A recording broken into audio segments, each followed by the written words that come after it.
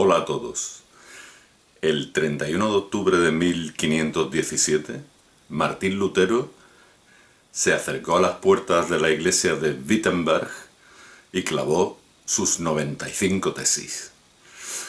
Sus 95 tesis, que en resumen eran una diatriba contra las bulas papales.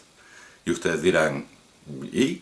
Y yo les digo, la iglesia había llegado a un punto en que el descontrol era de tal magnitud, era tal la avaricia que no tenía fondo del Papa por construirse la que hoy es la Basílica de San Pedro, que sacaban dinero de debajo de las piedras, literalmente, y vendían bulas e indulgencias por dinero, ¿no? Entonces perdonaban en la tierra años y años, e incluso hasta 2 millones de días se llegaban a perdonar en función de determinados asuntos que era largo de contar en el purgatorio.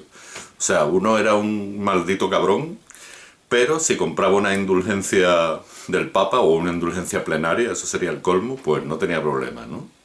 Y así con todo el mundo. Entonces la gente prefería, en vez de hacer obras de caridad a los pobres, en vez de tener un comportamiento digno, acorde con el cristianismo purista, digamos, pues prefería pagar las bulas papales, que eran una mercadería. Aparte de eso, había habido ya algún Borgia que otro, y bueno, hasta se llegó a hacer hasta concursos de belleza entre monasterios de monjas. Esto es real, no es una chorrada que me esté inventando. Y bueno, había barraganismo, había prostitución permitida, había barbaridades, ¿no? Los propios papas, algunos tenían hijos, como los Borgia, ¿no? O queridas, los cardenales también, eran la sobrina del cardenal. Era una corrupción de tal calibre, había tanto dinero de por medio, estaba tan alejado de lo que debería ser la Iglesia Católica, de lo que debería ser el cristianismo, que se llegó a un punto en que, bueno, pues hubo un sacerdote, perdón, que era Martín Lutero, que era teólogo, además, era doctor en Biblia, nada menos, ¿no? Joven, que no podía creerse lo que estaba ocurriendo con las bulas. Parece mentira, ¿no? Hoy nos parece alucinante, ¿no? Que por dinero se compre perdón en la eternidad. Pero entonces era lo normal. Y entonces pues se atrevió a publicar, a clavar en la puerta de la iglesia de Wittenberg sus 95 tesis, que básicamente era una refutación de toda la pamema esta de las bulas y las indulgencias que vendían el Papa y toda la iglesia. Que era una vergüenza, lo denunció, ¿no? Es más, dijo que el Papa no podía en la tierra perdonar días de purgatorio en el cielo, en la vida eterna, no podía, ¿no?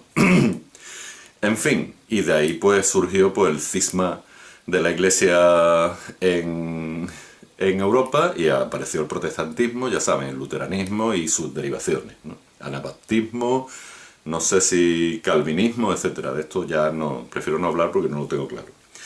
Pero el protestantismo en general. Y bueno, pues hubo una persona que fue Martín Lutero, una persona muy inteligente y muy arriesgada para la época, que se atrevió a poner los puntos sobre las íes.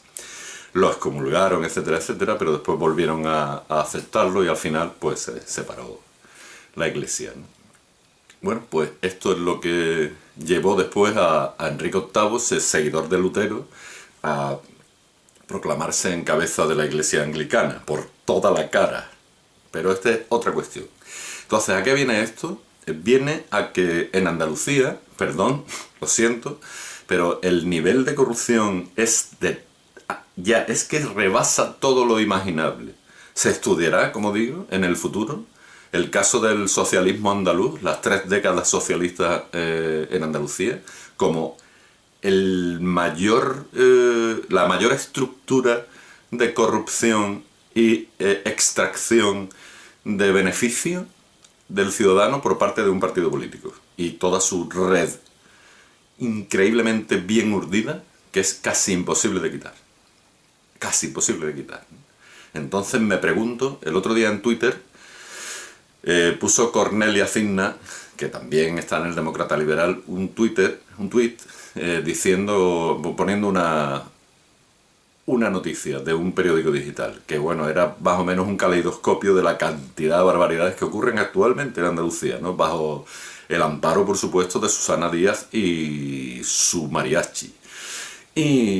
Bueno, pues le contesté diciendo que de dónde saldrá el lutero que clave las 95 tesis en la puerta del Parlamento andaluz. Y luego pensé en hacer este vídeo. Simplemente es eso, de dónde saldrá el lutero que acabe con todo esto. Porque miren, ya estamos quejándonos desde hace años. Estamos escribiendo, denunciando barbaridades. Y todo sigue igual, no hay movimiento alguno.